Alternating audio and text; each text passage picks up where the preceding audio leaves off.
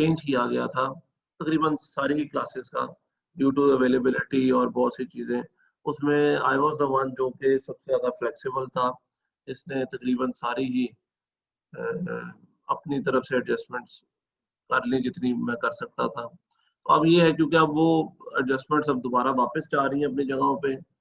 अब सेशन जो है पूरा स्टार्ट हो चुका है, तो इसलिए क्लासेस ना फिर से हमारी टाइमिंग्स जो है ना वो पहले वाली हो रही हैं और थोड़ी सी चेंज हो रही हैं। तो इसीलिए टाइमिंग का ना एक आध हफ्ता लगता है, आपको पता है, सेट होने में। क्लासेस के बाद कोई क्लास आगे हो जाती है, कोई पीछे हो जाती है।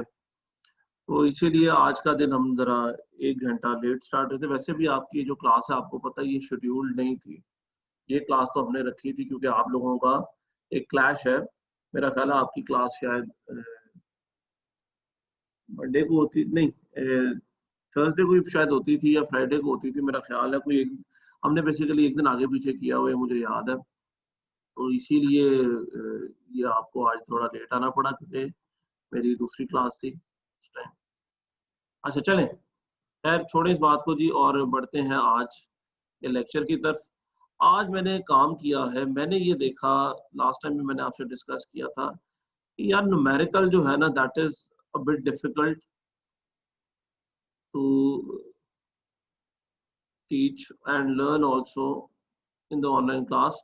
तो मैंने आज सोचा कि थोड़ा कम न्यूमेरिकल वाला टॉपिक स्टार्ट किया जाए जो कि थोड़ा इंटरेस्टिंग भी हो, क्योंकि ऑनलाइन क्लासेस के अंदर न्यूमेरिकल पढ़ के ना आप लोग शायद थोड़ा बोर हो गए हैं, क्योंकि प्रैक्टिस करने का भी मौका नहीं मिल रहा, साथ साथ क्वेश्चंस उस तरह करने का भी मौका नहीं मिल रहा। तो मैं समझ सकता हूँ कि थोड़ा ना शायद बोरिंग हो गया है, बट इसको आज थोड़ा सा ना हम बेहतर करते हैं और एक काम करते हैं कि आज हम थोड़ा इंटरेस्टिंग टॉपिक पढ़ते हैं। ऐसा टॉपिक जो कि आप लोगों को पढ़ के थोड़ी इंफॉर्मेशन भी में आपके इजाफा होगा, इंटरेस्टिंग भी है थोड़ा, और काम का टॉपिक है बहुत। काम का इसलिए क्योंकि ये जो टॉपिक है जो आपके सामने इस टाइम आ रहा है, इन्वेंट्री मैनेजमेंट, ये आप लोगों ने इररिस्पेक्टिव ऑफ योर स्पेशलाइजेशन, आप जो भी स्पेशलाइजेशन कल को करेंगे, इररिस्पेक्टिव ऑफ दैट बेटा आपको ये काम जरूर आना है। ये मार्केटिंग वालों के लिए भी उतना इंपॉर्टेंट है जितना फाइनेंस वालों के लिए और एचआर वालों के लिए भी। तो ये इस लिहाज से बड़ा एक अच्छा इंटरेस्टिंग टॉपिक है क्योंकि ये आपके नॉलेज में इजाफा करेगा and knowledge which would be used in the future. तो क्या है जी हमारा टॉपिक, लेट्स मूव ऑन। और हमारा टॉपिक है inventory management. The topic is inventory management. Before we move on, हम ये जान लेते हैं कि इन्वेंट्री क्या होती है। तो हम इसका बारहा जिक्र कर चुके हैं, टाइम ज़ाया किए बगैर मैं आपको बता देता हूं दोबारा से, that inventory is any produce, या प्रोड्यूस हो सकती है, या any buying, basically any commodity, any good that is there for the purpose of sales, that is held for the purpose of sales. तो ऐसी कोई भी चीज, आइटम, गुड जो सेल्स के पर्पस के लिए पड़ी हो आपके पास, दैट इज इन्वेंट्री, जिसको आपने अल्टीमेटली सेल्स में कन्वर्ट करना चाहते हो, दैट इज इन्वेंट्री। इससे क्या साबित होता है? इससे ये साबित होता है कि आपके पास हर जो माल पड़ा हुआ है वो इन्वेंट्री नहीं है। मिसाल के तौर पे पेप्सी वाले अगर पेप्सी बनाते हैं बेचने के लिए तो वो इन्वेंट्री है, लेकिन अगर उनके ऑफिस में उनके स्टाफ के पीने के लिए पेप्सी पड़ी है तो दैट इज नॉट इन्वेंट्री। बेशक वो प्रोड्यूस उन्होंने की, लेकिन उसका वो उनके पास इस टाइम इन्वेंट्री के तौर पे मौजूद नहीं है। इसी तरह एक गाड़ियों का शोरूम है किसी का और उसके पास गाड़ियां पड़ी हैं बेचने के लिए, दैट इज इन्वेंट्री। लेकिन उसकी पर्सनल यूज की जो गाड़ी है दैट इज नॉट इन्वेंट्री। तो यहाँ पे आपको ये कॉन्सेप्ट पता लगना चाहिए कि everything that is owned by the company और produced by the company is not necessarily inventory. Inventory सिर्फ वो वाला पोर्शन है जो आपने बेचने की गर्ज से रखा है। अच्छा, अब आपने एक बेचने की गर्ज से एक मालियत का सामान रखा है और कल को आपका मूड चेंज हो जाता है, आप उसी में से अपने लिए कुछ सामान अलग कर लेते हैं, तो ये उसको आपने फौरी तौर पे इन्वेंट्री से निकाल देना। ये आपने काउंटिंग में जरूर पढ़ा होगा ड्राइंग्स की एंट्री आपने देखी होगी, तो वो ड्राइंग के तौर पे आप इन्वेंट्री से फौरन उसको निकाल देते। क्या एंट्री होती है जी ड्राइंग की? ड्राइंग डेबिट, और अगर आप गुड्स लेते हैं ड्राइंग के तौर पे तो इन्वेंट्री या गुड्स को उस हिसाब से आप क्रेडिट कर देते हैं, कम कर देते हैं। तो ये फर्क है इन्वेंट्री का और any item that is not inventory. तो इन्वेंट्री इज एनी गुड और आइटम और commodity that is held for sale. अच्छा, फिर टाइप्स ऑफ इन्वेंट्री, ये भी हम ऑलरेडी कर चुके हैं, इसमें भी टाइम ज्यादा नहीं लगाते। इन्वेंट्री की बेसिकली जो हमने पढ़नी है अभी इस लेवल पे वो 3 टाइप्स हैं। Inventory is either raw material, raw material is inventory that is yet to be processed, yet to be taken into the production process, और इसको आपने खरीदा है रॉ फॉर्म में, आपका जो मटेरियल यूज होगा प्रोडक्शन के अंदर उसको रॉ फॉर्म में आपने खरीद के रखा है, that is raw material. Raw form का मतलब क्या है? जिसके ऊपर अभी कोई भी काम नहीं हुआ, प्रोसेसिंग नहीं हुई। मिसाल के तौर पे अब यहाँ पे एक और फर्क देखें जी, अच्छा वर्क इन प्रोसेस भी बता देता हूँ, फिनिश गुड्स भी आपको पता है। वर्क इन प्रोसेस ऐसा रॉ मटेरियल जो कि प्रोडक्शन के अंदर आ चुका है, जो कि प्रोडक्शन के अंदर आ चुका है और उस पर थोड़ा बहुत काम हो चुका है, उसको आप वर्क इन प्रोसेस कहते हैं। इसी तरह फिनिश गुड्स वो फाइनल प्रोडक्ट जो अब बस बिकना है, which is there ready to be sold, वो आपका फिनिश गुड होता है। अब यहाँ पे ना एक छोटी सी बड़ी मजे की एग्जांपल आपको देख के ना इन तीनों के दरमियान में क्लियर करते हैं हम। अच्छा, आपका एक प्रोसेस होता है कपड़े बनाने का, वो प्रोसेस क्या होता है? आप में से कुछ को शायद पता हो कि कपास की फसल आती है, वो पहले चुनी जाती है कपास, फिर कपास की फसल फैक्ट्रियों में जाती है, वहां पे उन पे काम होता है, उन पे स्पिनिंग होती है, वीविंग होती है, थ्रेडिंग होती है, और फिर उसके बाद जाके मैन्युफैक्चरिंग होती है कपड़े की, गारमेंट्स की। अच्छा, यहाँ पे देखें, एक हर इनमें से हर स्टेप की अलग फैक्ट्री है। कपास के ऊपर जो स्पिनिंग वीविंग, स्पिनिंग की अलग होगी, वीविंग की अलग होगी, गिनिंग की अलग होगी, और इसी तरह थ्रेडिंग की अलग फैक्ट्री है। हो सकता है एक ही फैक्ट्री के अंदर सारा कुछ भी हो रहा हो, लेकिन आपको पता होगा अमूमन मीडियम लेवल तक भी ये फैक्ट्रियां डिफरेंट होती है, कि बहुत बड़ी बड़ी फैक्ट्रीज होती हैं ये। एक काम के लिए भी आपको बहुत बड़ी मशीनरी चाहिए, फैक्ट्री चाहिए, एम्प्लॉइज चाहिए, तो ये डिफरेंट फैक्ट्रीज होती हैं। अब जो कपास आई है, वो जो पहली फैक्ट्री है, फॉर एग्जाम्पल स्पिनिंग, मुझे वैसे प्रोसेस का वो भूल गया है, क्या कहते हैं उसको, ऑर्डर, लेकिन फिर भी चले एग्जाम्पल के तौर पे स्पिनिंग है जी। अब जो कपास वाली जो स्पिनिंग वाली फैक्ट्री है, उसके लिए वो कपास इज रॉ मटेरियल, और वो उसके ऊपर काम कर रही है, कपास के ऊपर थोड़ा बहुत स्पिनिंग होगी, और फाइनली जो स्पिन होके जो कपड़ा रह गया उनके पास, that is their finish goods. लेकिन अब यही कपड़ा जब अगले डिपार्टमेंट में जाएगा, फॉर एग्जांपल वो है वीविंग का, ठीक है, वीविंग बेशक पहले आती है, लेकिन एग्जांपल के तौर पर आपको कह रहा हूँ, अब उनके लिए वो जो पिछले का फिनिश गुड था, वो उनके लिए रॉ मटेरियल बन गया, और फिर वो उस पर काम करेंगे, और फॉर एग्जांपल गिनिंग करेंगे या थ्रेडिंग करेंगे, तो वर्क इन प्रोसेस, और फाइनली वो जो धागा तैयार करेंगे वो उनके लिए फिनिश गुड होगा। एंड सिमिलरली ये धागा जब मैन्युफैक्चरर के पास जाएगा, स्टिचर के पास जाएगा, या कपड़ा बनाने वाले के पास जाएगा, तो उसके लिए ये रॉ मटेरियल बन जाएगा, और फाइनली वो कपड़ा जब बन जाएगा, वो कपड़ा फिनिश गुड होगा उसके कपड़े बनाने वाले के लिए, लेकिन रॉ मटेरियल होगा गारमेंट बनाने वाले के लिए। तो यहाँ पे ये समझे जी कि हर एक के लिए रॉ मटेरियल डिफरेंट है। आप ये नहीं कह सकते कि क्योंकि कपड़ा जो है वो कपास से बनना है तो कपास ही रॉ मटेरियल है इस पूरे प्रोसेस में। No, raw material is basically the material which would be used in the production, और वो हो सकता है पिछली एक कंपनी का या फैक्ट्री का प्रोसेस्ड और फिनिश गुड हो, तो यहाँ पे आपको इस बात को समझने की जरूरत है। इसी तरह आटा, अब मैं कहूँ जी एक फ्लोर मिल है फॉर एग्जांपल, आप कहें जी अच्छा रॉ मटेरियल तो इसमें वो गंदम होगा, नहीं जी, ये मिल जो है ये कर क्या रही है, ये आया उसको क्रश कर रही है, उसको वो जो चक्की में करते हैं, जो प्रोसेस का भूल गया नाम, वो कर क्या रहे हैं, तो ये जो सप्लायर से खरीद रहे हैं वो रॉ मटेरियल, और उसको जब काम कर रहे हैं वर्क इन प्रोसेस बन जाएगा, जब काम हो जाएगा पूरा तो वो फिनिश गुड बन जाएगा। सो यहाँ पे इस एग्जांपल से आप लोगों को ये टाइप्स ऑफ इन्वेंट्री की समझ थोड़ी बेहतर लग जानी चाहिए, और इनको आपने कभी भी कंफ्यूज नहीं करना with the fact that raw material for one is finish good for the other.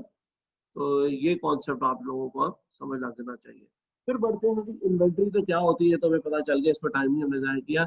Inventory management क्या है और व्हाई इज इट इम्पोर्टेंट, ये बड़ी एक मजे का टॉपिक है इन्वेंट्री मैनेजमेंट का।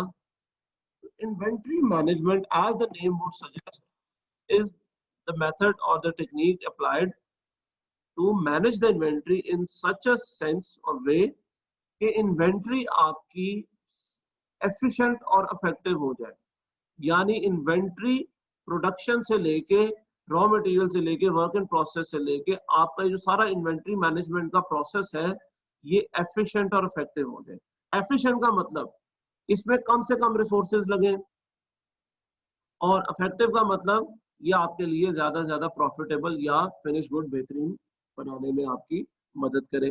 तो आपने रॉ मटेरियल से लेके वर्क इन प्रोसेस से लेके फिनिश गुड तक को इस तरीके से मैनेज करना है, संभालना है, इस पे जो जो कॉस्ट लग रही है, टेक्निक्स लगानी पड़ रही है वो लगा रहे हैं इस तरीके say that your inventory management is most profitable for you and also producing the best desired finish good. तो ये है जी इन्वेंट्री मैनेजमेंट क्या होता है, आगे देखेंगे technique. Why is it important, ये इसी एक लाइन के अंदर ही आपको पता चल गया है। इन्वेंट्री मैनेजमेंट इंपॉर्टेंट है क्योंकि the major cost of the company, बल्कि मैं कहूंगा the major cost of the company is the inventory cost. एक प्रोडक्ट को बनाने के लिए जो सामान आया आपके पास वही आपकी मेन कॉस्ट है। इस बात से आप सब मुत्तफिक होंगे, आपकी मेन कॉस्ट ही वो है। और मेरा ख्याल है majority of the factories 70 80 90% of the factories में ये सबसे मेजर कॉस्ट होती है, लेकिन जिनमें नहीं भी होती उनमें भी बहुत इंपॉर्टेंट कॉस्ट होती है। और अगर आपने यहां से कॉस्ट बचा ली तो आपके प्रॉफिटेबिलिटी के चांसेस बढ़ जाएंगे। अच्छा, सिमिलरली ये तो कॉस्ट है। दूसरा, ये इन्वेंट्री को मैनेज इस तरीके से करना कि आपकी इन्वेंट्री बेहतरीन हालत में रहे। अगर आपने बेहतरीन इन्वेंट्री मैनेजमेंट कर ली तो आपका रॉ मटेरियल और वर्क इन प्रोसेस ये थ्रू आउट, ये आपका मटेरियल जो है ये इन्वेंट्री बेहतरीन हालत में रहेगी, और बेहतरीन हालत में रहेगी तो जो फिनिश गुड है वो भी बेहतरीन बनेगा। अच्छा, अब अगर आपका फिनिश गुड आप अच्छे तरीके से मैनेज कर लेते हैं, बेहतरीन हालत में रखते हैं, तो उसकी आपको प्राइस भी ज्यादा मिलेगी।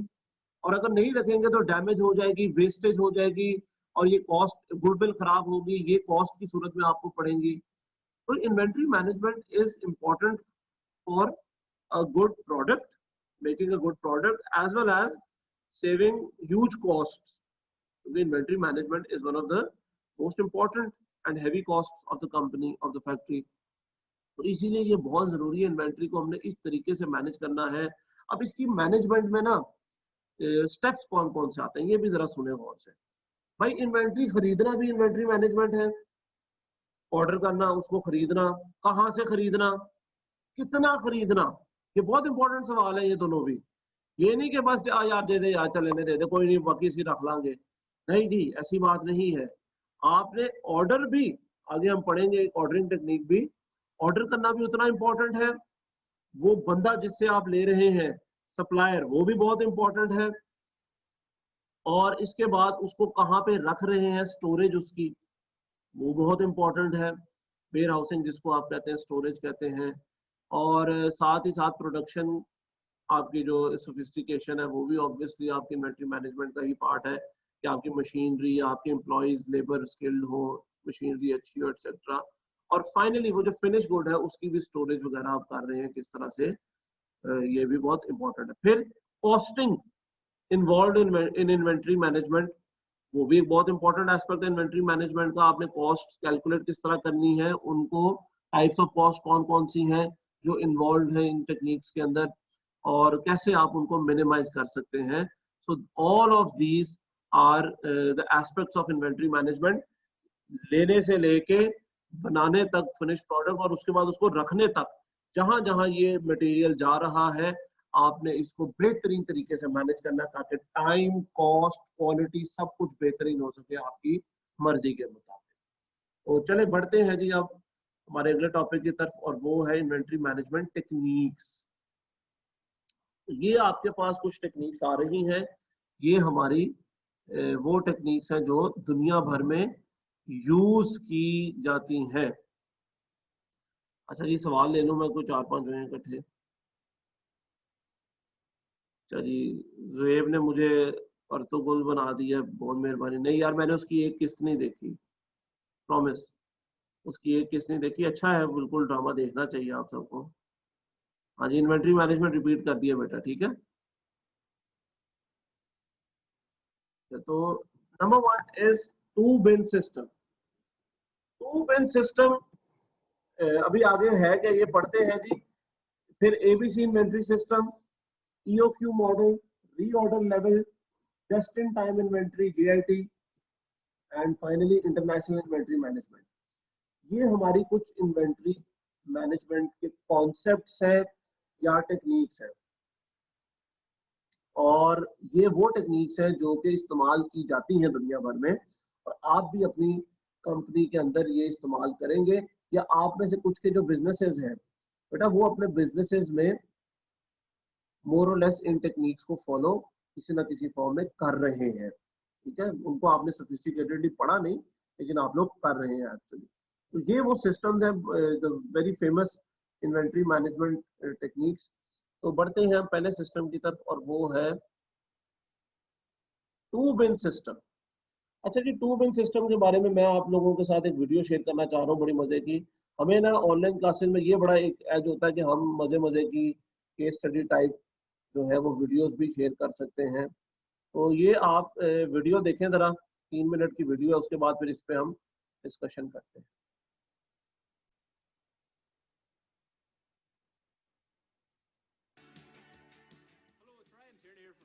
एक minute that we've been working on for the past week, and it's going to blow your mind. It's a total shift in the way we manage all our inventory right here at Seton Matters.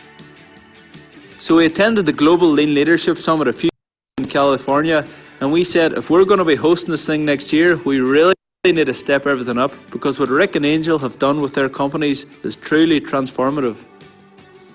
So because we're the proud hosts of the GLLS, the Global Lean Leadership Summit in October in 2020, we're really stepping up the quality of all our improvements. So we thought we would start at a higher level with our inventory management.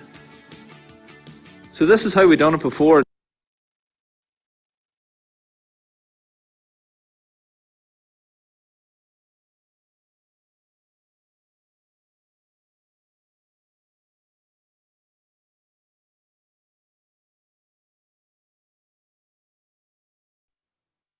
जी बेटा, थोड़ा सा wait करें जरा, ये आज जैसे मतलब बारिश हो गई है तो ये It wasn't a true pull system.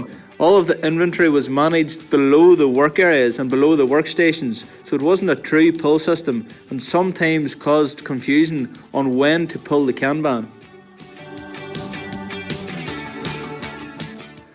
So this is a really good example of how a two-bin system is better than this type of system. So it says right here, please use stock from left-hand side first. So we're supposed to use from the left, we're supposed to use from the top to bottom, but it's not pokey-okey, it's not mistake-proof. We can physically still lift from here, therefore the Kanban may not be triggered at the correct time. So within 2 or 3 days, we got our whole team together, we built these amazing racks to create a two-bin system. So this is the after. We've created this two-bin system for all these parts, and our goal for the next 3 months is to have every single part in the Seton Matters factory in a two-bin system. I mean everything. I mean tea, coffee, sugar, ink cartridges, paper, everything. So I'll show you how it works. So it's really very simple. So once you use the first bin, there's a few parts. Once we use this, we take this away. The second bin slides forward. Our Kanban is right here. So we take the Kanban, trigger the order, and we've got some stock left until the new delivery comes. So when the new delivery comes, it goes right in the back again. So this is what a 2-bin system is. It's really simple, it's really visual, and it's really easy to manage. So let's look at some of the detail we went to here. So we attached an example of each part to the box, so we know exactly what's in that box. We've added an image here, we've added the part description, but this here is even better. All these labels are actually magnetic. So if we change the layout, if we change the position of where this part stays on the rack, we can easily take the label away and remove it. But we went another level again. If you look at the detail here, this is called LL0015. So every single label in the Seaton Matters factory is going to have a lean label number. So if we need a new label, if we come up and we're 3S'ing someday and this label is all torn or tattered at the edges, we can just go to the computer, look up this label and print a brand new one. So it's a brilliant improvement, and we're so excited to get this system going in the whole factory. Paddy, what do you think of this new 2-bin system? Unreal, right? So here's our 2-bin system here. So whenever this here runs out, pull this one out and bring the next one forward, so you never run out of stock. Alison, you manage all our inventory here at Seaton Matters. What do you think of this new 2-bin system? This new 2-bin system has actually changed my working life here. So before, some of these boxes were half, so there were maybe half boxes, some in here, there was some stock maybe underneath in a shelf, where now you can clearly see how much stock. There's no more stock other than what's here of this particular product, and it's the same throughout the factory. So for me, it's made my life so much easier. And even my son James loves our new 2-bin system. I love 2-bin system.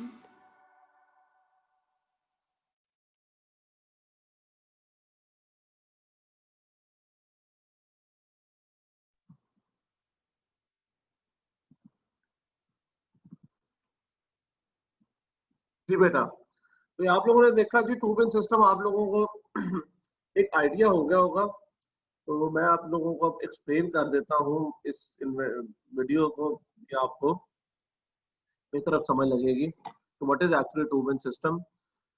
आप लोगों ने video में देखा होगा कि उन लोगों ने भी 2 अलग यूनिट्स ऑफ स्टोरेज बना लिए। ठीक है, इस ये वीडियो जिसने बनाई वो भी यही दिखा रहा था कि उसने 2 अलग स्टोरेज हाउसेस टाइप बना लिए, जिसको वो बास्केट्स ही हैं बेसिकली। होता क्या है 2-bin सिस्टम में? 2-bin system is actually an inventory storage technique. ये इन्वेंटरी को और खास तौर पे फिनिश गुड को स्टोर करने के लिए यूज होती है। अब होता क्या है इसमें कि आप अपनी इन्वेंटरी को स्टोर करने के लिए फिनिश गुड को 2 सिस्टम्स, 2 बिन्स के अंदर, बिन नहीं एक्चुअली, बिन तो एक चले एक बड़ी सी वो कंटेनर टाइप मान जाता है, बिन नाम बस यूज किया जाता है। बेसिकली 2 कोई भी जगहें कर लें, कमरे कर लें, टोकरियां कर लें, आप बेसिकली 2 डिफरेंट जगहों पे अपनी इन्वेंटरी को स्टोर करते हैं।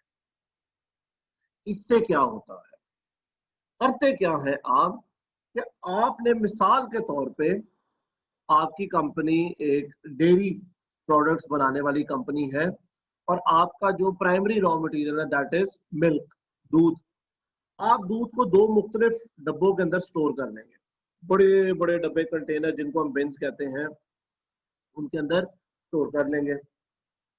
आप यूज करेंगे एक कंटेनर को, एक कंटेनर से दूध लेते रहेंगे, और इस टाइम आपके दोनों कंटेनर भरे हुए हैं, आपके दोनों कंटेनर्स भरे हुए हैं। आपने इस कंटेनर से दूध लेना स्टार्ट किया, और आहिस्ता आहिस्ता आप जब यूज करते रहे तो ये खत्म हो गया। लेकिन अभी आपके पास दूसरा कंटेनर पूरे का पूरा मौजूद है। आप क्या करेंगे, आप फौरन दूसरा कंटेनर यूज करना स्टार्ट कर देंगे। अब ये कम होता जाएगा, लेकिन अब आप क्या करेंगे, आप जैसे जैसे इसको कम करेंगे वैसे वैसे इसको भरना स्टार्ट कर देंगे, यानी ऑर्डर करना स्टार्ट कर देंगे या प्रोडक्शन स्टार्ट कर देंगे। तो आप इस तरह से इसको खाली करते गए और दूसरी बिन को भरते गए एंड ये भी खाली होगी। अब जब ये खाली हुई तो ये भर चुकी है, और इसी तरह आप इसको यूज करना स्टार्ट कर दें और आप ये काम जो है ये करते रहेंगे, एक बिन को यूज करते रहेंगे और उसी प्रोपोर्शन से दूसरी बिन को भरते रहेंगे। अब ये एक इन्वेंट्री स्टोरेज टेक्निक है।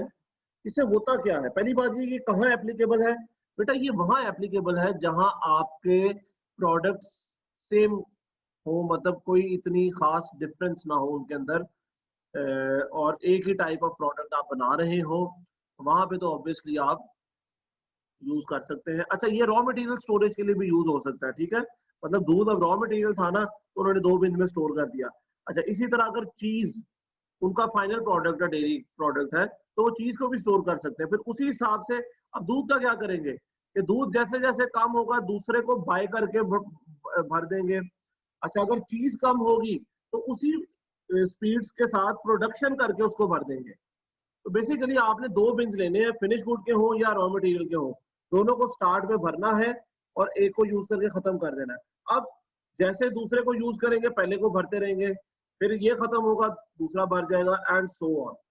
ये वहां पे एप्लीकेबल है जहां पे सेम काइंड ऑफ प्रोडक्ट हो। प्रोडक्ट्स ऑब्वियसली, अब आप चीज भी बना रहे हैं फॉर एग्जांपल, और आप दही भी बना रहे हैं, आप दही और चीज को इकट्ठा नहीं कर सकते, तो ये यहाँ पे एप्लीकेबल नहीं होगा। तो पहली शर्त ये कि सेम काइंड ऑफ प्रोडक्ट्स होने चाहिए। फिर दूसरा ये कि ये पेरिशेबल आइटम्स के लिए ज्यादा यूज होता है, क्योंकि पेरिशेबल आइटम्स जो है वो उनकी यूजेज ज्यादा होती है तेज, तो इसीलिए हमें हर टाइम जो है वो एक पेरिशेबल आइटम का मुतबादिल अपने पास रखना होता है। अच्छा, फिर इसके बाद जी इसके फायदे क्या हैं 2 बिन सिस्टम। ये बहुत ही सिंपल है, आपको देख के ये हंसी भी आई होगी शायद कि यार ये मतलब कितना अजीब सा या इजी सा है, लेकिन आपने उस वीडियो को देखा होगा, आप दोबारा भी देखिएगा कि उस वीडियो के अंदर भी वो लोग कितनी तारीफ कर रहे हैं, और वो उनके लिए है भी एक बड़ी इजी चीज। इस तरह आपको एक तो आसान है बहुत तरीका, इतना कोई खास सोफिस्टिकेटेड नहीं है।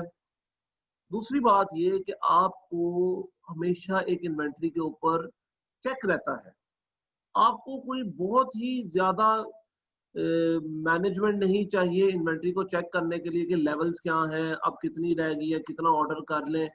आपको सिंपली पता है जी एक हमारा कंटेनर इतना भरा हुआ है, एक कंटेनर हमारा इतना खाली है, तो उस हिसाब से आपकी प्लानिंग भी बेहतर हो जाएगी।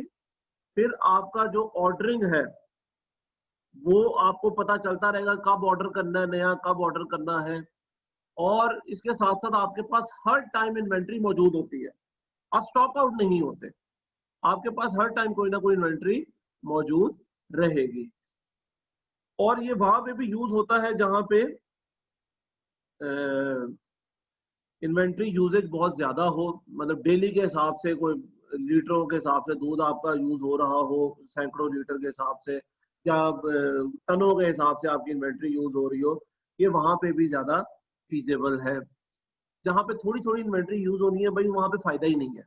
जब आपने 1 किलो दूध इस्तेमाल करना है तो ये क्या बात है, आपने पाव इस्तेमाल किया, पाव भर लिया, इस तरह आपको ये महंगा भी पड़ जाएगा और आपके लिए मुश्किल हो जाएगी। तो ये वहां पे ज्यादा एप्लीकेबल है जहाँ पे इन्वेंट्री यूजेज भी ज्यादा है। अच्छा, फिर स्मॉल बिजनेसेस, वो अलबत्ता अगर इन्वेंट्री यूजेज कम भी है तो इससे फायदा हासिल कर सकते हैं, क्योंकि ये ज्यादा टेक्निकल नहीं है। स्मॉल बिजनेसेस अभी उस लेवल पे पहुंचे नहीं होते कि उस हिसाब की रिकॉर्डिंग या उस हिसाब के सॉफ्टवेयर यूज करें, उस हिसाब की हैंडलिंग कर सकें। तो उनके लिए एक बड़ा देसी सा तरीका है, छोटा सा सिंपल सा तरीका है स्मॉल बिजनेसेस के लिए, because it is easy to use and less costly. लेकिन इसका नुकसान ये है कि ये सिर्फ और सिर्फ उन्हीं जगहों पे यूज हो सकता है जहाँ पे सेम काइंड ऑफ प्रोडक्ट्स हो, और इसकी वजह से इसका यूज बहुत लिमिटेड हो जाता है।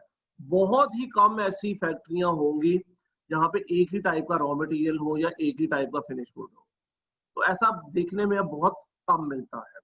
ठीक है जी, तो ये इसीलिए ये इसका यूज बहुत लिमिटेड है, जिसकी वजह से थोड़ा मार्क आ जाता है। अच्छा जी, हमारा सेशन जो है वो खत्म होने वाला है। आप लोगों ने जैसे ही सेशन खत्म होगा अगले सेशन को ज्वाइन कर लेना है ऑटोमेटिकली। ठीक है जी, तो हमारा सेशन अगर बीच में खत्म हो गया, आप लोगों ने उधर आ जाना है। अच्छा, फिर ये तो था टू बिन सिस्टम। अगला है हमारे पास एबीसी सिस्टम। अच्छा, ये थोड़ा सोफिस्टिकेटेड है टू बिन सिस्टम से।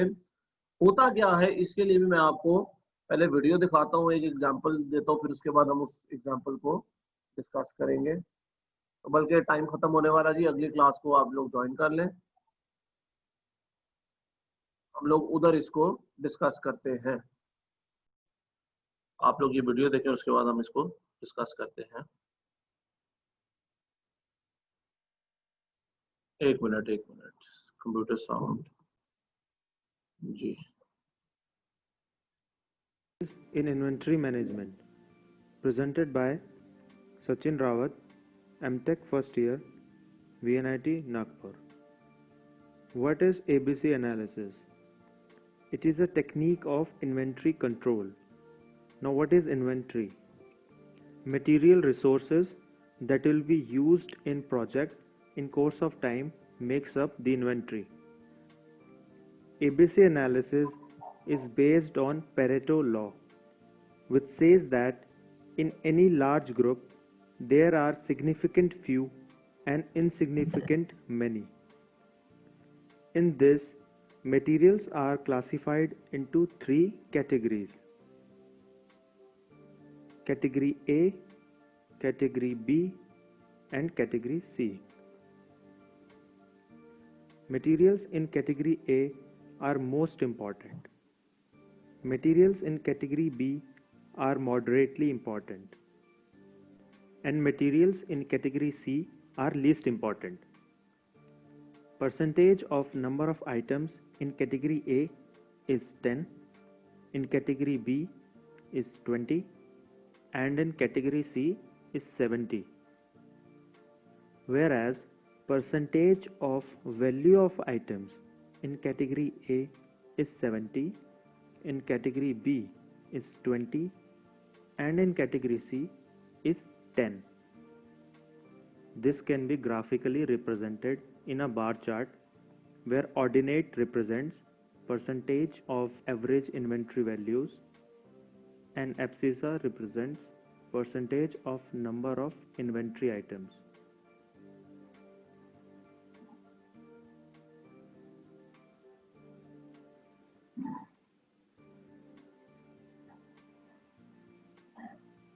Now, some salient features of Category A, Category B, and Category C type materials. In Category A materials, accurate forecast of quantity is needed, whereas in Category B, approximate forecast of quantities is needed, and in Category C, no need of forecasting, even rough quantity estimate is sufficient. Category A materials require involvement of senior level for purchasing.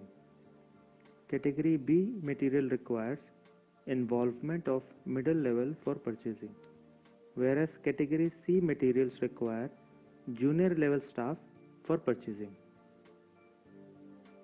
Strict degree of control is maintained in material A, moderate degree of control is maintained in material B, and relaxed degree of control is maintained in material C. Now, why do we need ABC analysis? Number 1. It ensures control over the costly items in which a large amount of capital is invested. Number 2. It ensures considerable reduction in the storage expenses. Number 3. Resource allocation. Resource allocation with ABC analysis is a continuous process requiring periodic tracking of Class A items. Since these items are of utmost value, the stock level must always align with the customer demand. Number 4 is economy. This method is economical since equal time and labor is not needed for all types of materials. Thank you guys for listening. Adios amigos.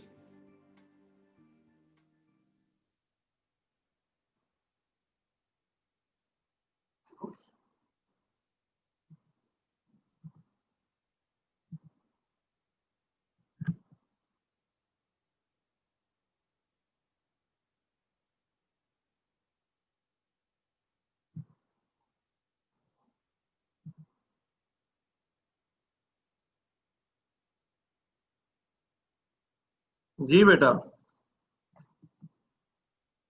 ये कुछ दिखने वाली video थी भी नहीं actually, ये सुनने वाली थी, लेकिन वो मैंने अब देखा वो सेटिंग हुई थी दूसरी।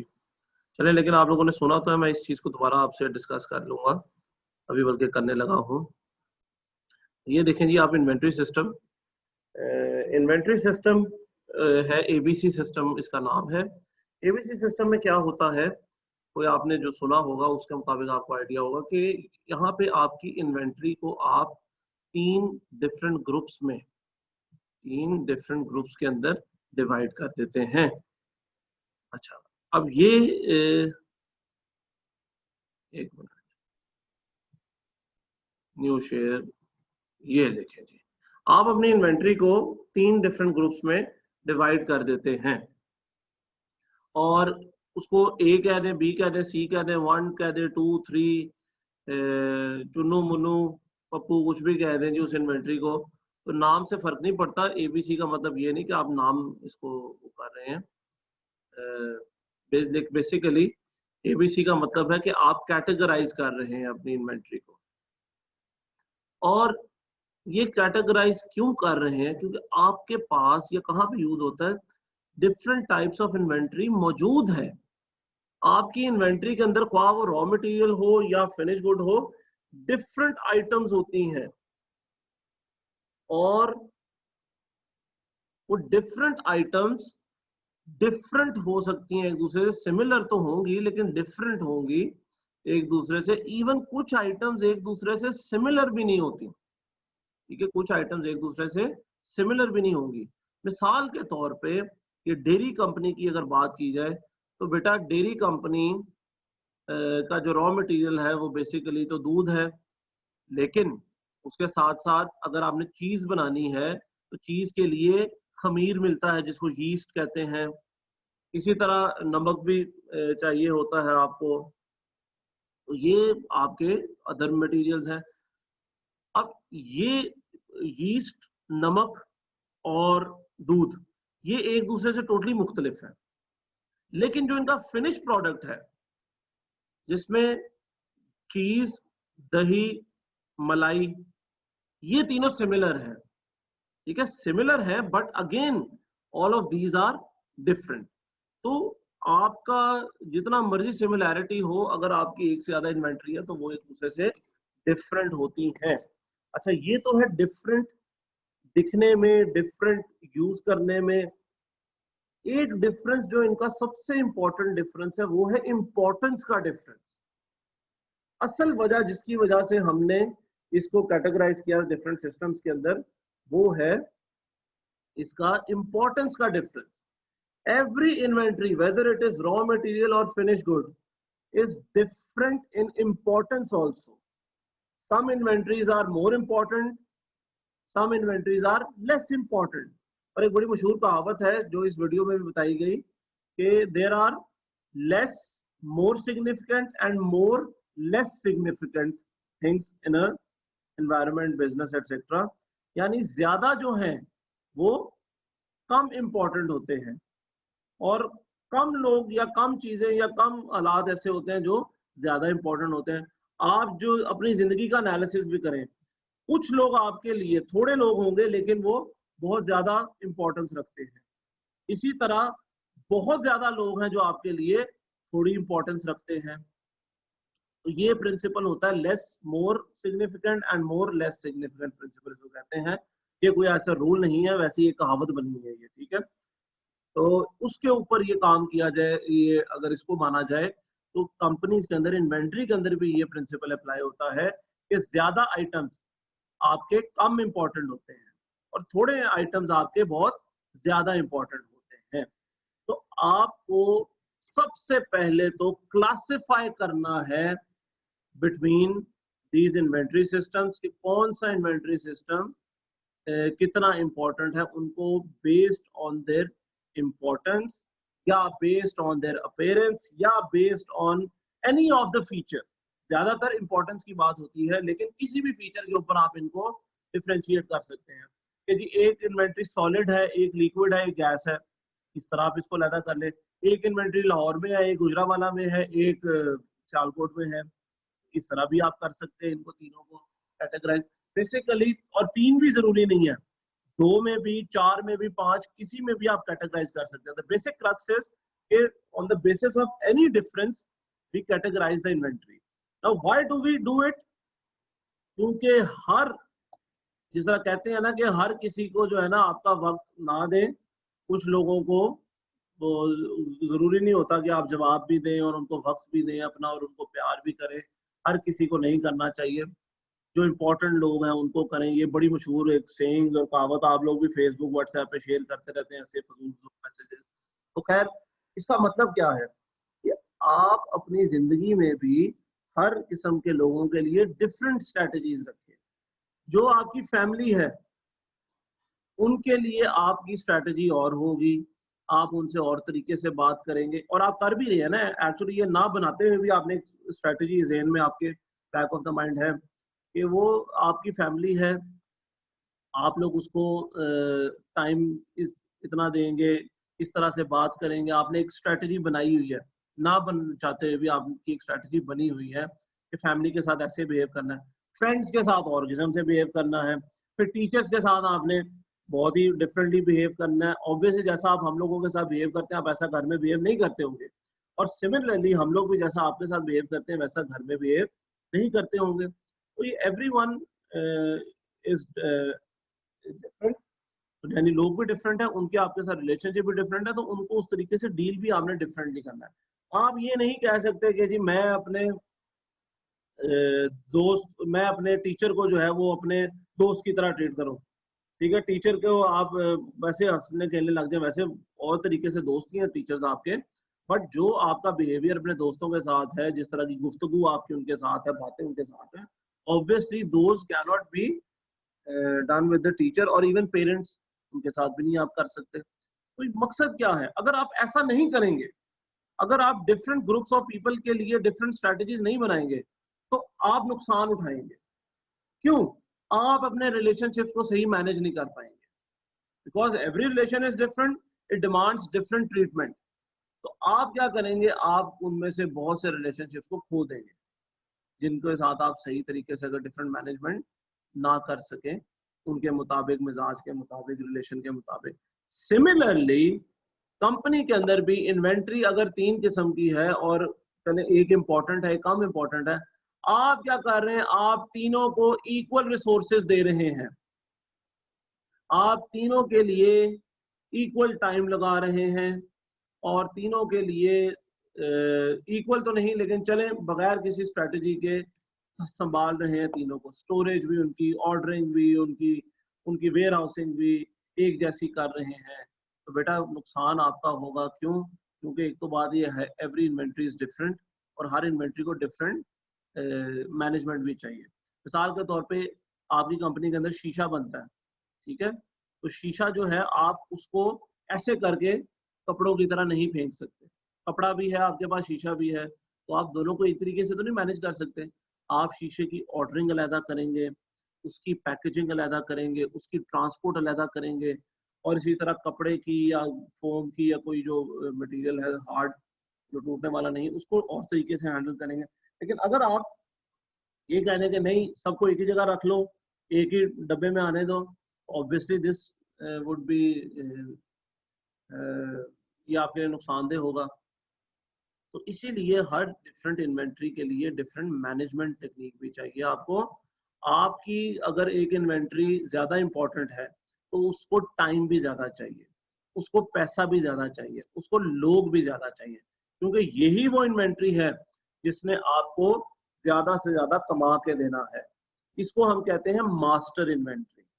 वो इन्वेंट्री जो आपकी सबसे इंपॉर्टेंट होती है उसको मास्टर इन्वेंट्री कहा जाता है, और उसका फिर आपने उस हिसाब से स्ट्रेटजी भी बनानी है।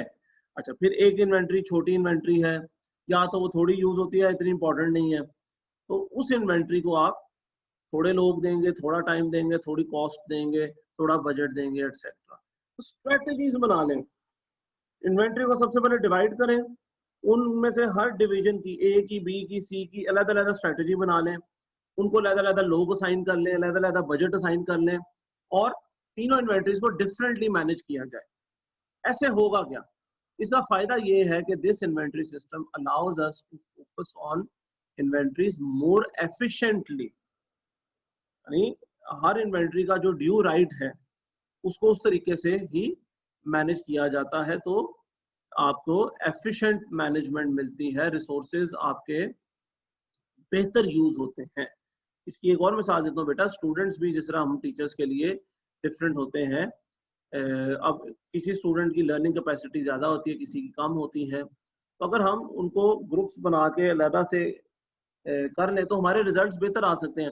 और इसकी बेहतरीन मिसाल पंजाब कॉलेज में वो करते हैं।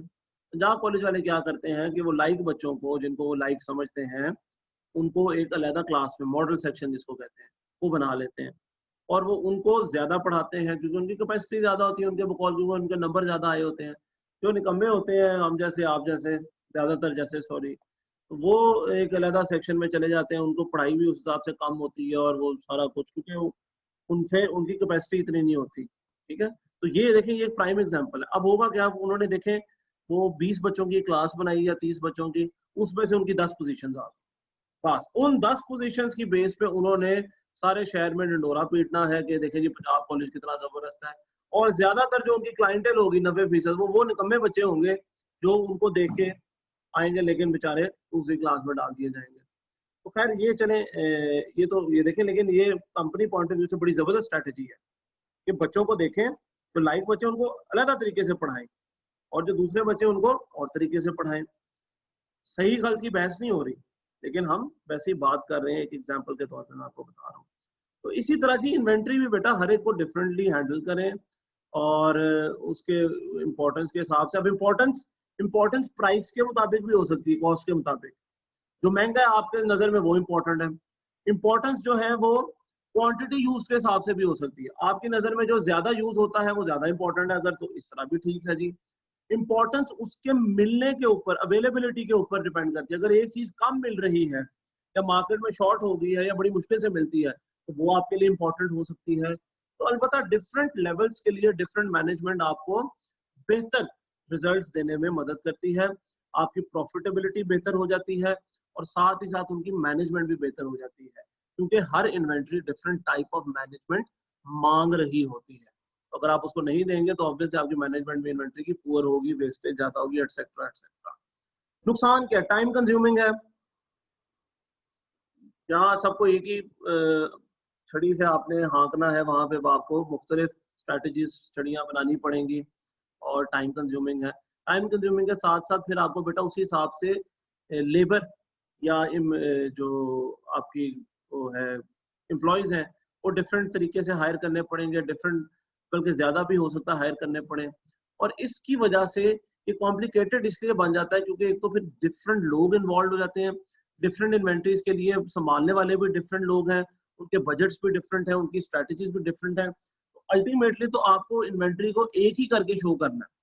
अल्टीमेटली तो आपको इन सबको एक ही जगह लगाना है ना, और एक ही जगह से आपने प्रोडक्ट बनाना है। तो ये फिर कॉस्टिंग में भी आगे कॉम्प्लिकेटेड हो जाएगा कि कहाँ से किस इन्वेंट्री को कितनी कॉस्ट देनी है, और कॉस्ट मैनेजमेंट फिर आपके लिए मुश्किल हो जाएगी। तो it is a bit more complicated. चलिए जी मैं सवाल ले लूँ जरा। चलो अच्छा, ये सर अब खत्म करना है वो यार, तो चला जा, कोई बात नहीं, पॉज करके।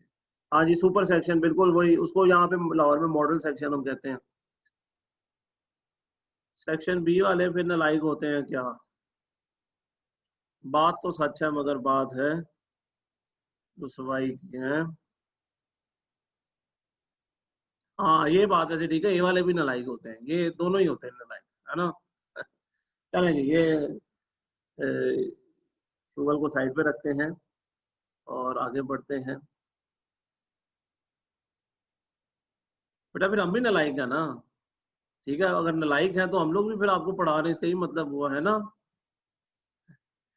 चलें जी, खैर इस बहस को यहीं पर खत्म करते हैं। अगला इन्वेंट्री सिस्टम, ये भी बड़ा मजे का है जी, just in time inventory system.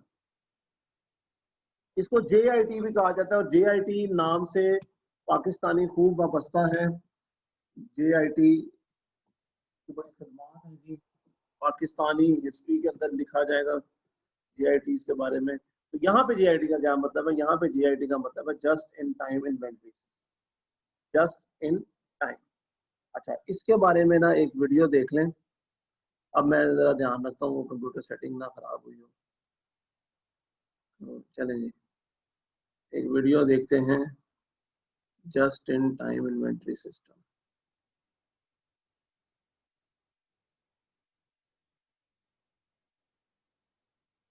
एक मिनट जी, ये नहीं जी, बड़ी मजे की एग्जांपल है टोयोटा की।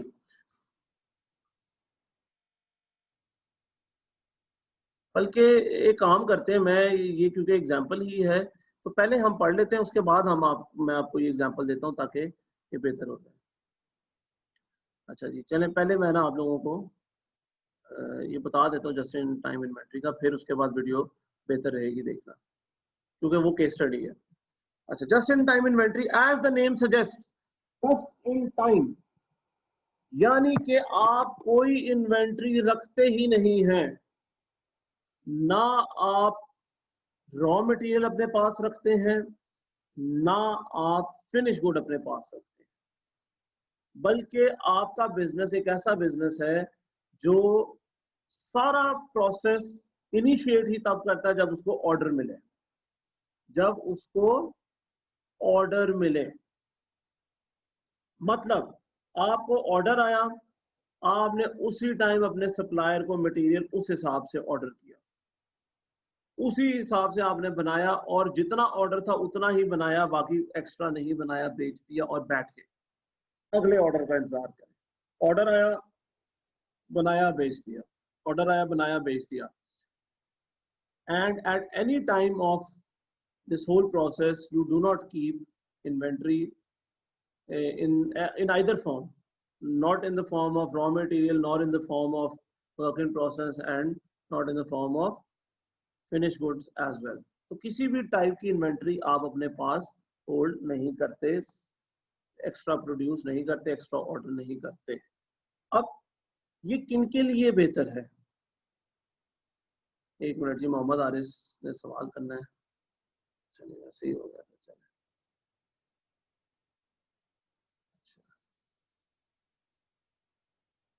चलो यार, अब बस कर दें आप लोग ये अपनी बहस को।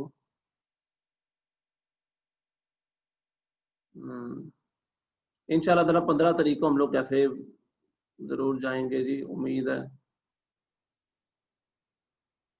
अब स्लाइड शो हो रही है, देखें।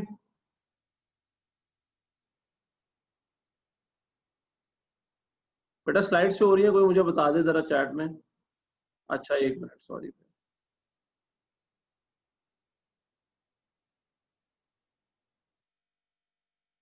अब देखिए जी, अब शो हो रही है स्लाइड्स।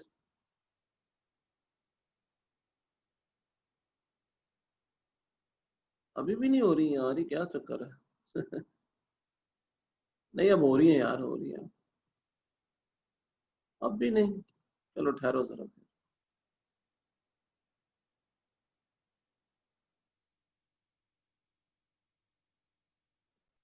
हाँ अब हो रही है जी, चलें ठीक है, अब तो हो रही है ना। हाँ चलें ठीक है जी। बस बेटा ये आखिरी टॉपिक हमारा, 10 मिनट बस और ठहर जाए, इसके बाद वीडियो भी है, वो बड़ा अच्छा केस स्टडी है टोयोटा की, वो भी हम देखते हैं, थोड़ा इंटरेस्टिंग हो जाएगा। अच्छा चल ये जी आपके सामने just in time inventory system तो आपको बता दिया। अब ये उन कंपनीज के लिए सूटेबल है जिनकी ज्यादा बड़ी कस्टमर बेस नहीं है और जो बहुत ज्यादा तादाद में प्रोडक्ट्स नहीं बनाते। दूसरा, ये उन कंपनीज के लिए भी सूटेबल है जिनकी डिमांड कांस्टेंट नहीं है या प्रिडिक्टेबल नहीं है। ऐसी कंपनीज जिनकी डिमांड प्रिडिक्टेबल ना हो वो भी ऐसा ना ऐसा ही करें तो बेहतर है। तो ये सूटेबल। और फिर वो कंपनीज जो अ, छोटी कंपनीज हैं जिनके पास इतने वसाइल नहीं है कि वो एक्स्ट्रा माल बनाएं, वो भी ये कर सकते हैं। जिस तरह आपके दर्जी वगैरह जब आप उनके पास लेके जाते हैं खवातीन सूट सीने के लिए, तो फिर ही वो नलकियां और वो सारा कुछ करते हैं, उस हिसाब से वो चीज़ें खरीदते हैं। ये नहीं वो कर सकते कि जी पहले से ही लेके सामान खरीद के रख लेंगे, आता जाएगा सामान निकलता जाएगा, ऐसा नहीं है। तो ये ऐसे छोटे बिजनेसेस के लिए, या वहां पे जहाँ पे ज्यादा कस्टमर बेस ना हो, या वहां पे जहां आपको आपके सिस्टम्स बहुत ज्यादा एफिशिएंट हो, आपका buying system, supplier system, production system, transportation system, ये सारे के सारे इतने इमैक्युलेट हैं, आप तब अफोर्ड कर सकते हैं। ठीक है। इससे फायदा क्या है? फायदा ये है कि ये आपकी स्टोरेज कॉस्ट, जिनको आगे हम पढ़ेंगे कैरिंग कॉस्ट कहते हैं, वो बचाता है। इसी तरह वेस्टेज रिड्यूस हो जाती है, क्योंकि आप बल्क में नहीं बना रहे या अन्य नहीं बनाई जा रहे, तो आपकी वेस्टेज भी कम होगी, प्रोडक्शन भी उस हिसाब से फोकस्ड होगी। लेबर कॉस्ट रिड्यूस हो जाती है, क्योंकि जितना बनेगा जब बनेगा उतनी ही लेबर कॉस्ट आएगी, बना बना के लेबर कॉस्ट इनकर करी जाए। ये इसके कुछ फायदे हैं। नुकसानात क्या है? आप आपके पास एक सेफ्टी की गुंजाइश नहीं रहती, और हो सकता है कि आप स्टॉक आउट हो जाए। यानी आपने अगर 10 यूनिट्स बनाने थे, आप 10 का सामान लेके आए और एबनॉर्मल लॉस हो जाए, कोई आग लग जाए, चोरी हो जाए, तो आप बेटा 10 चीजें अब नहीं बना सकेंगे, स्टॉक आउट हो जाएंगे।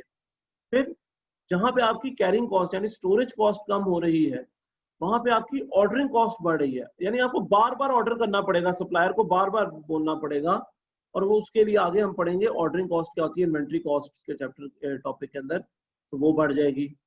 बल्कि आगे ईओक्यू के अंदर हम ये पढ़ेंगे, आज नहीं अगली लेक्चर में।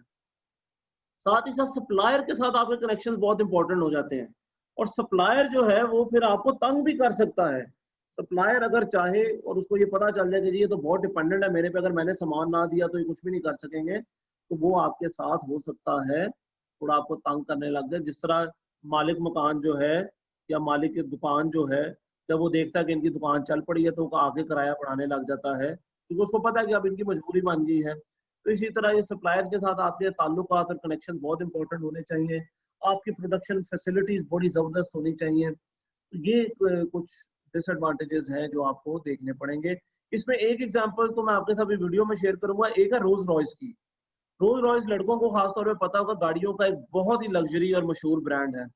बेटा वो लोग एक बंदे की एक गाड़ी के मुताबिक ऑर्डर करते हैं, जो एक जमाने की बात है, आपका मुझे पता नहीं, उन्होंने अपनी प्रोडक्शन ज्यादा ना कर दी हो, लेकिन जब हम स्टूडेंट थे तो हमने यही पढ़ा था, सुना था कि वो कस्टमाइज्ड गाड़ियां बनाते हैं। आप अपना कलर बताएं, आप अपनी गाड़ी बताएं, आप अपने फीचर्स बताएं, वो एक बंदे के लिए गाड़ी बनाएंगे। अब क्यों? उनकी एक तो कस्टमर बेस बहुत थोड़ी है। Y is that? सो उनकी गाड़ी मिलियंस ऑफ डॉलर के अंदर आती है, करोड़ हाँ रुपए की आती है, तो इसलिए उनकी कस्टमर बेस बहुत थोड़ी है। फिर उनका प्रोडक्ट बहुत ज्यादा सोफिस्टिकेटेड है। ठीक है, लग्जरी और सोफिस्टिकेशन, उस हिसाब से भी ऐसे प्रोडक्ट्स भी जो बहुत ज्यादा सोफिस्टिकेटेड हो, क्वालिटी हो, वो भी ज्यादा नहीं बनाए जा सकते। अच्छा, और वो फिर इस तरह की गाड़ियां बना के, मेरा ख्याल है दुनिया में उनके एक मॉडल की कोई 300-400-500 गाड़ी आती है बस। ठीक है, तो वो इतनी ज्यादा प्रोडक्शन नहीं कर सकते। चले, अब मैं आपके साथ ना एक वीडियो शेयर कर रहा हूँ, और ये जो वीडियो है ये है जी टोयोटा की एग्जांपल है। बेटा पहले लेक्चर की रिकॉर्डिंग मैंने सेंड की हुई है आपके सीआरस को, आप उनसे ले लें। हाँ, बस ये वीडियो देख लें और उसके बाद मैं सेशन एंड कर दूंगा।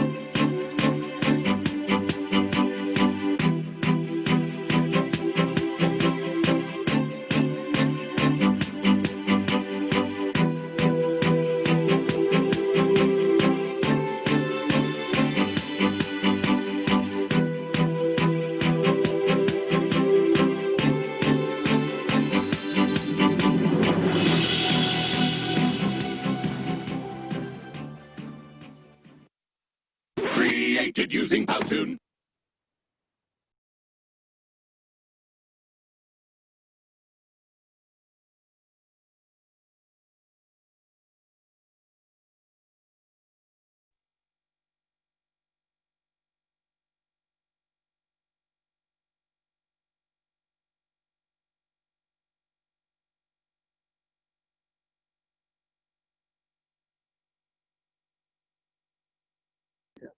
जी बेटा, तो ये था हमारा just in time inventory system, different management techniques थी हमारी। 2-3 टेक्निक्स अभी रहती हैं, वो हम नेक्स्ट लेक्चर में करेंगे, जिसमें एक बहुत मशहूर है EOQ मॉडल, आपने नाम सुना होगा, और एक रीऑर्डर लेवल के नाम से भी इन्वेंटरी मैनेजमेंट मेथड है। तो ये करने के बाद इंशाल्लाह ताला EOQ के अंदर न्यूमेरिकल भी है, और ये बड़ा इंपॉर्टेंट न्यूमेरिकल है और बहुत इंपॉर्टेंट टॉपिक है EOQ। ये आप आगे फाइनेंस में भी 1-2 दफ़ा ज़रूर पढ़ लेंगे, तो बहुत इंपॉर्टेंट है ये।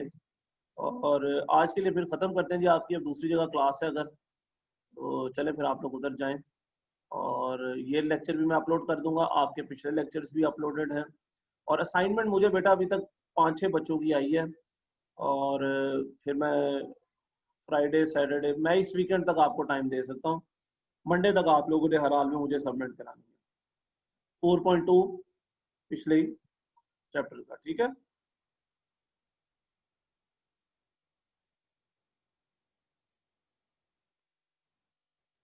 हाँ जी, वो आप मुझे व्हाट्सएप कर सकते हैं, या अपने CRGR को व्हाट्सएप कर दें बल्कि, तो वो बाद में मैं उनसे ले लूँगा, वो एक रिकॉर्ड रख लेंगे। अपने CRGR को आप वो व्हाट्सएप करके तो उसकी पिक्चर्स अपलोड कर दीजिएगा। चले जी, जाएं आप लोग दूसरी क्लास में फिर, और तब तक के अल्लाह हाफिज़। इंशाल्लाह ताला हमारी मुलाकात होगी नेक्स्ट ट्यूसडे को, बल्कि दुआ करें जल्दी से यूनिवर्सिटी खुल जाए तो हम लोग 1-on-1 ही पढ़ें, तो वो ज़्यादा अच्छा है। चलें जी, अल्लाह हाफिज़।